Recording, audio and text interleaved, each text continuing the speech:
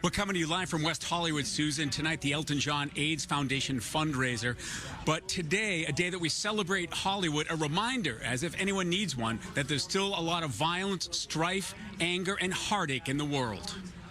You are no democracy! You are no democracy! Free, free Palestine! Free, free Palestine! Hundreds of people protesting, waving flags, carrying signs. All this started about 1 p.m. at Sunset and Ivar, which is a few blocks east of the Dolby Theater on Hollywood Boulevard, where the Oscars continue. Protesters asking, how can Hollywood be celebrating when Palestinians are starving? Saying, while you are watching, bombs are dropping. Police out there in riot gear, no apparent problems. And protesters we spoke with said they just couldn't sit home and watch awards while a war rages on. We're actually protesting today specifically because an Oscar is happening. Oscar is the ultimate of, like, it's a cherry on top. Like, nothing is happening, all is good in the world, we're celebrating. But there are no celebrations during the genocide.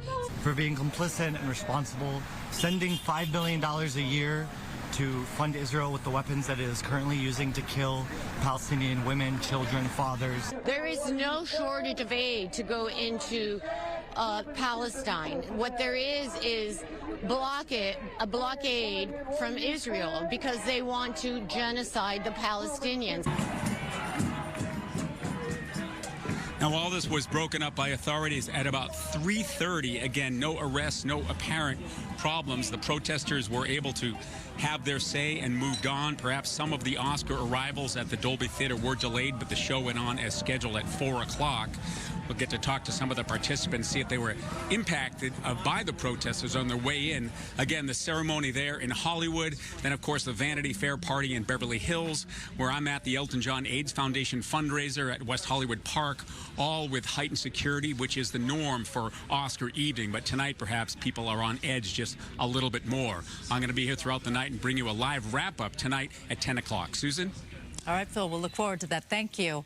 And we have more now about the Oscar night protests regarding the escalating situation in Gaza. Fox 11's Laura Diaz is live for us. Laura. Yes, Susan, we are here on Hollywood Boulevard at about La Brea, so we're not very far from the Dolby Theater, but I can tell you that we were told that actually the live telecast started about 6 minutes late, and there's a good reason. As we pan off to my left, you can see all the black and whites here in Hollywood.